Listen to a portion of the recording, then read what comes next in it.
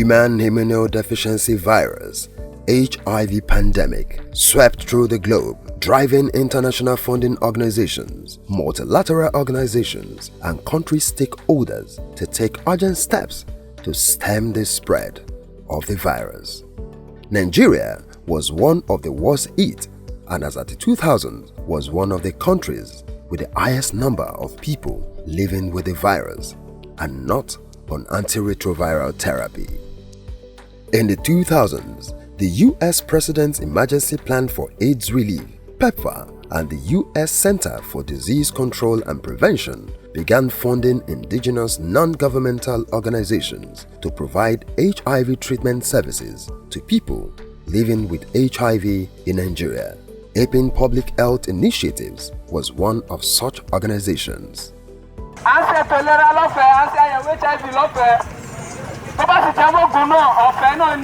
It's important that we are having this discussion, and I just want to say that it's been a pleasure that we have done this for the past 20 years now.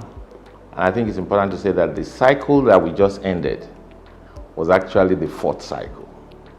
So when we're looking at it, it's good to get a complete picture of what we've done over the last 20 years. Icares was a follow-on on previous projects. Before then, we had Icares, which prior to that was more of a facility-based project, whereas that means all of the activities we are doing, though comprehensive, were being conducted in the facilities. But Icares came as a follow-on, which now was taking the interventions beyond the facility level. What that means is that the same activities that we have been doing at the facility level, we now also do community level interventions and bring everything together at the facility level.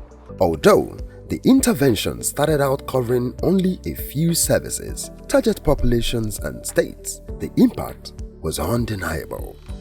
Nigeria's HIV prevalence rate dropped drastically from 2.8% to 1.4%, and more people living with HIV than ever before were being enrolled into ART. To build on this success and to accelerate progress towards ending AIDS and meeting the UNAIDS targets, CDC PEPFAR put forward the Icares project, a 5-year grant which aimed to provide comprehensive HIV services to the general population and key populations in Nigeria. Apin Public Health Initiatives, one of the implementing partners of the grant, would work in 7 Nigerian states of Benue, Plateau, Oyo, Osun, Ogun, Ondo, and Ekiti from 2017 to 2022. And the major aim of that was to ensure that those that will not come to the facility readily will take services to them and bring them to the facility. In summary, the goal of the Icares project was to make sure that no one is left behind in the aim to achieve epidemic control and turn the tide against the HIV epidemic in the country. A key focus of this grant was prevention, finding new cases and ensuring no new infection of HIV. To achieve this, much attention was placed on the prevention of mother-to-child transmission of HIV. Under the Icares project, the PMT program is the prevention of mother-to-child transmission of HIV. And the goal is to reduce to the minimum, in fact, to eliminate the transmission of HIV from mother to child. So what we did in the Apin program was to ensure that all our supported health facilities provide testing services for pregnant women, and those who are positive are linked to treatment, and we also ensure that they are virally suppressed, because once someone has a very low viral load, we are sure that transmission is almost not possible. Apart from that too, we implemented the community PMTC program. This is using the 3 categories. The Cat 1, which involve working with facilities not supported by healthcare workers. Cat 2, those are facilities owned by retired healthcare workers. And the Cat 3 is the congregational setting, the baby shower approach, whereby we use the churches, the mosques. Of a vital tool to us was the 4-1, the Federation of Women Muslim Association of Nigeria. That group helped us to reach women who are pregnant to ensure that they are linked to treatment. The Apin's partnership, at least it has really amplified our activities in the community. Why did I say that? Because the baby shower given to women has really encouraged them to come out en masse for testing and all of that, and it has increased the number of women going to deliver in hospital, because the essence of that is not about giving them the tips, just to encourage them to reduce mortality, maternal mortality rate. Ìgbà tí mo fi bí second born mi pé ọ̀tọ̀ ní bí labour room yẹn ṣe wà, ibi tí à ń jókòó sí yẹn ibẹ̀ ni wọ́n fi ń ṣe labour room tẹ́lẹ̀, but nísìnyí ìgbà tí mo wá padà wá ní eléyìí mo rí pé ibẹ̀ ti wà okay. Wọ́n ti bá wọn kó àwọn instrument tó wà okay, wọ́n ti bá wọn kó síbẹ̀. Most of us here, we don't know our HIV status until, like me, I haven't done it before. It was here that I did it and they said it's okay. Children, adolescents and young adults are a key group that have typically been overlooked by many interventions and yet have a high unmet need for HIV and other sexual and reproductive health services. So what we do is, for the children, first of all, we target these children that are positive, children and adolescents less than 18 years of age. From the facilities, we target them and we go to the communities to enroll them in their households. We do assessments and all that. So based on the findings and all that, we now provide services based on needs. So our services are based on needs. And when we provide these services for the children that are positive, we ensure that we meet up with the 95, 95, 95. So when we get to those households, we want to be sure, do we also have other children that could be positive or other household members that could be positive? And for those that are positive, we ensure that they are retained in care. We provide escort services. Of course, we do all this in collaboration with CSOs, civil society organizations that we partner with. For the school, we ensure that children that are enrolled in our program, that they attain at least GS3. They graduate from school, GS3. That's a formal education. Taimakon da suka yi mini da sun kai shi a gaban hukuma.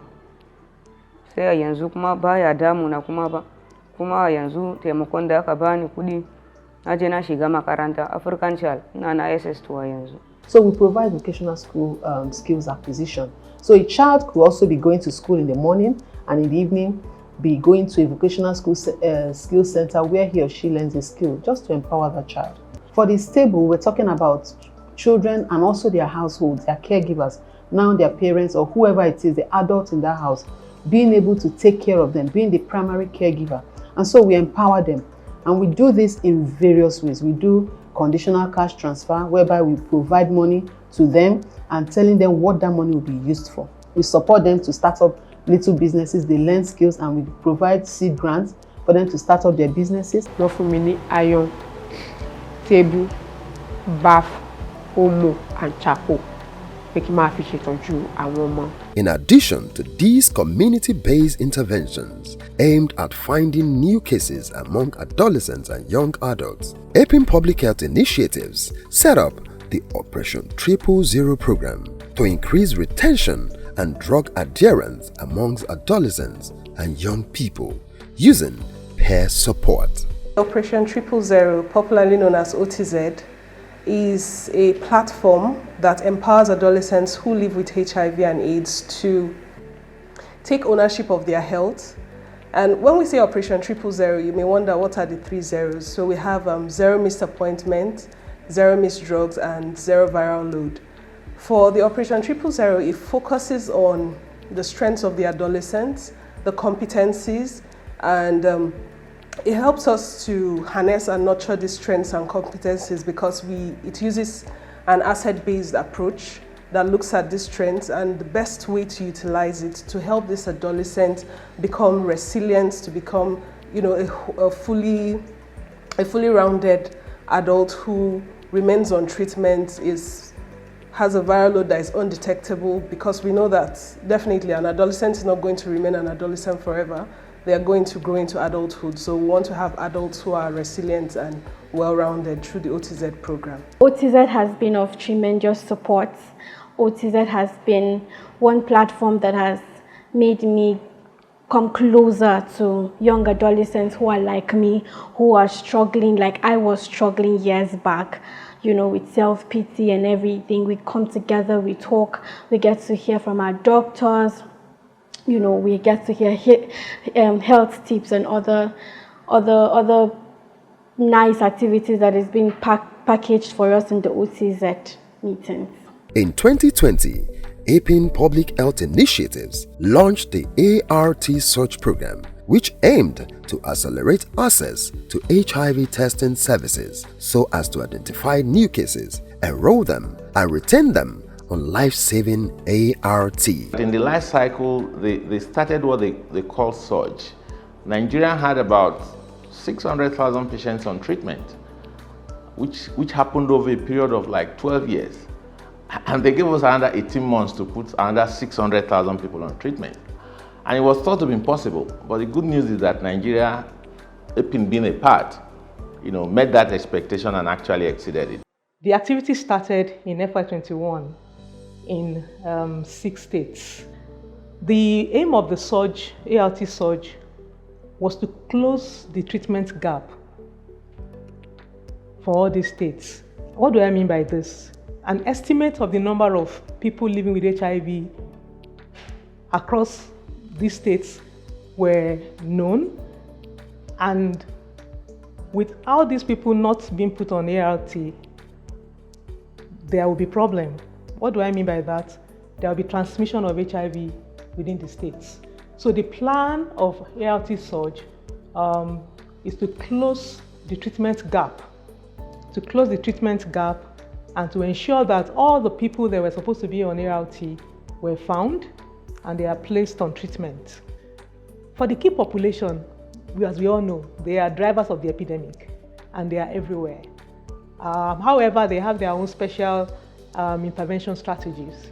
So these were also deployed in these states, and then we were able to make a lot of progress in finding all the key population typologies, and we have their record also kept. So the one-stop shop, so like the name implies, one-stop shop, that means it's a place whereby services are given to key population, all services. And these services include HIV testing, HIV treatment, and collecting their viral load, ensuring that they are suppressed. So all services required by the key population. And the key population here means men having sex with men, the female sex workers, people who inject drugs, and the transgender. So they can come to that place, get tested. If they are positive, receive treatment. Of course, finding new cases was only one part of the equation.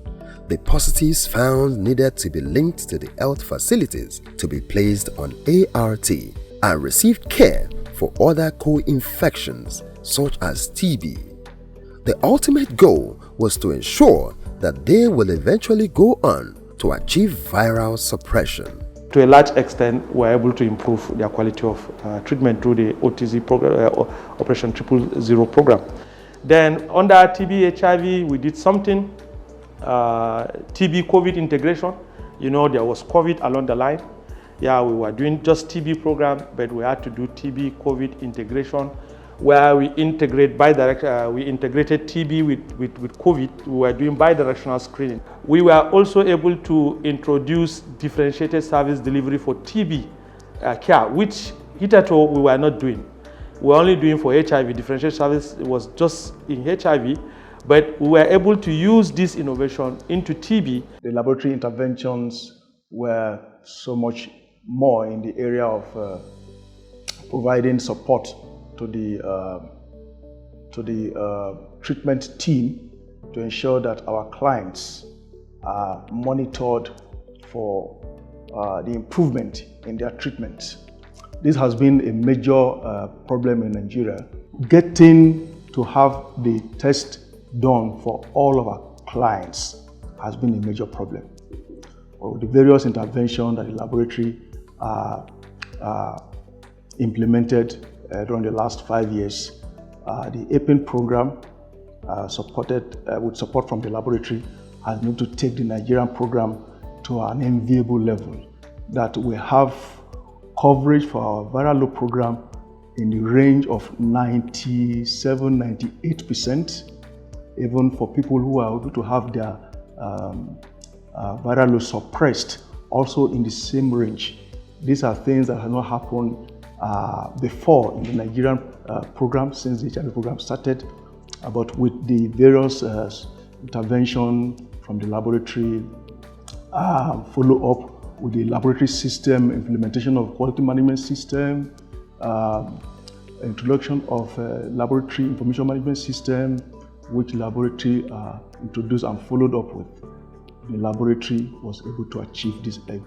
And of course, the Apin program is better for it. There are so many things that we have also been able to add, like spicing it up, even for the national program. Apin program, laboratory programs especially, has been very instrumental in the development of various tools that are now termed national tools.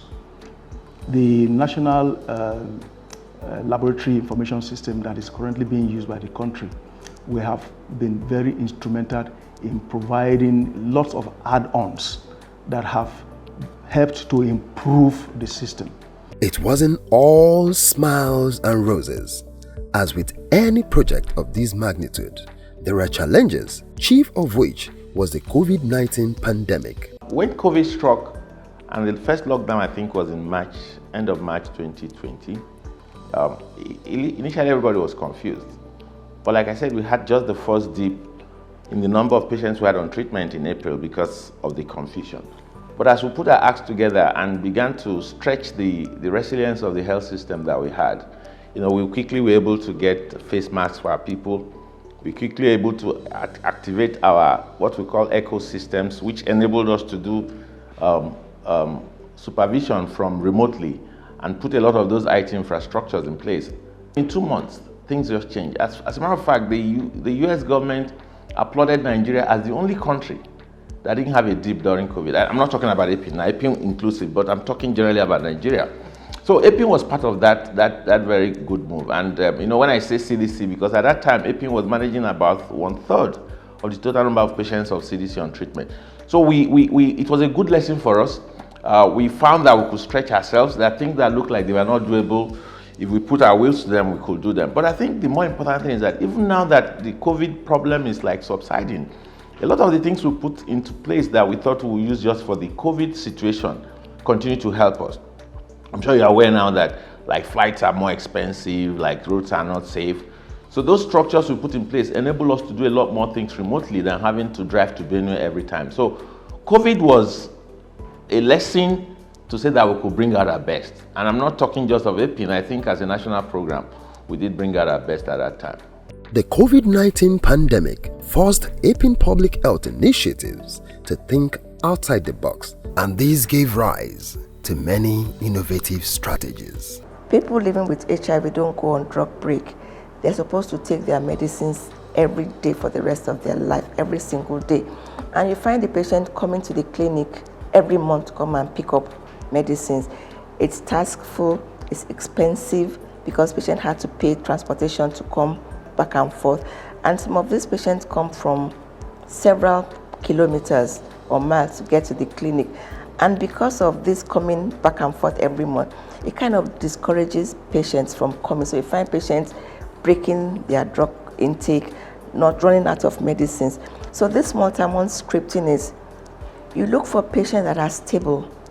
They have their viral load, they are stable, they are good to go, and you give them, depending on how experienced they are, how much they understand and how much they understand their illness, you give them between 3 months and 6 months. So that way they don't get to come to the clinic for 3 to 6 months. So they only come once or twice a year. Another thing we do is working with the community pharmacies. We know the way it is. Patients with HIV don't want everybody in the world to know that they are affected. So they, number one, they don't like to take permission from work. They don't like to go to the clinic, so they miss their drug. So we have this program, we work with the community pharmacists, where we devolve some patients, meaning we ask some patients to pick up their medication from the community pharmacies. We've been in partnership with Apin Public Health Initiative on this CPAT program in Ogun State since 2018. And Apin Public Health Initiatives has been very supportive in providing the necessary training, providing the medications as at when due, providing us with the necessary documentations so that the CPAT model can run smoothly. And they've been performing well so far. Under TB HIV, we did something, TB COVID integration. You know, there was COVID along the line. Yeah, we were doing just TB program, but we had to do TB COVID integration, where we integrate we integrated TB with COVID. We were doing bidirectional screening. Bidirectional screening is just an entry point. What that means is that for every patient that were visiting the facility, they were all screened for TB and also screened for COVID.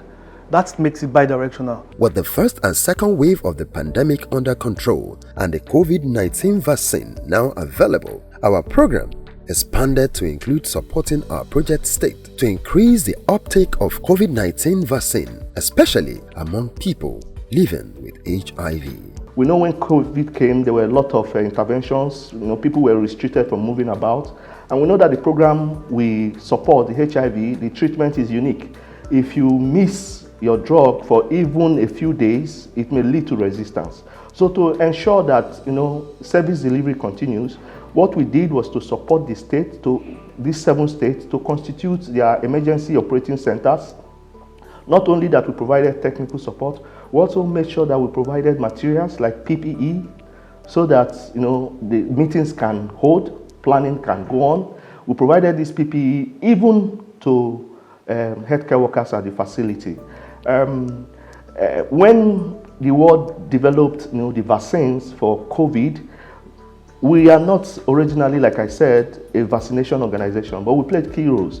With funding from CDC, we made sure that we supported the state to have, all these 7 states, to have very strong, you know, coordinating structures where, you know, resources from various partners were aligned, strategies from various partners were aligned, you know.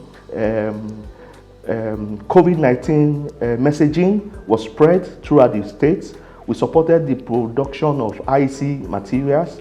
We worked with the members of the academia and various stakeholders to make sure that, you know, the widespread, you know, apathy, you know, for COVID vaccines that was around then, you know, we broke them to the minimum, and we had results. Okay, so ANC Fever project was conceptualized to mitigate the effects of COVID-19 pandemic on essential services in Nigeria.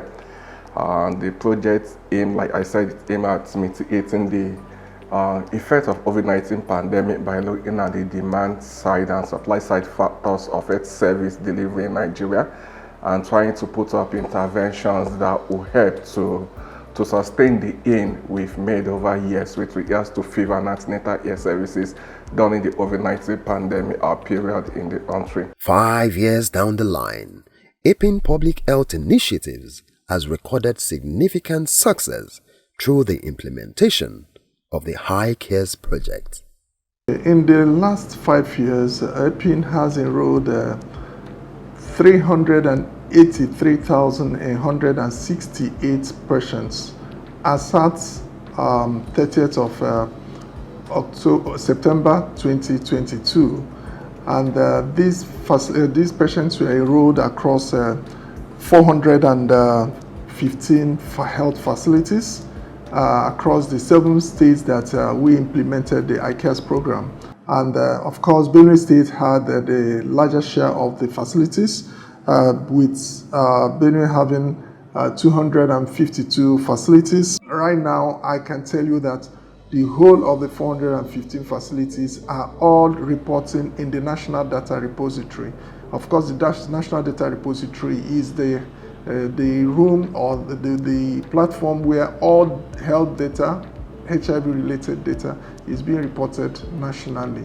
And of course, For us to be able to do that, like I said, we had to engage those level of staff. Some of them were ad hoc staff, but what it entailed was that we had to optimize upload of data, medical records on daily basis from all these facilities. And of course, because the program is running on targets, we also had to keep our eyes on the targets. So for us to do that, we had to expand our activities beyond the facilities, also into the communities. And doing that in the communities would also entail enhanced, you need to engage more hands. And then, of course, it came with a huge human resource for health, which we were able to overcome. We're grateful that we're still here because, like we said, this is a competitive grant. Every 5 years it is competed for. If you don't get it, you go. So we're happy that we're still here. And we're happy that our funders have the confidence in us. And we're happy that our relationship with government increases by the day. But I think the people I really need to thank more than anything else are our foot soldiers, people who, because when we hear 380,000, these are patients that people make sure that they're on treatment. So all of our staff that have worked in all of our states, Benue, Plateau, Oyo, Ogun, Osun, Ekiti, and Ondo, we just really appreciate them and hope that together we can continue to achieve the good results that we have been achieving over the years.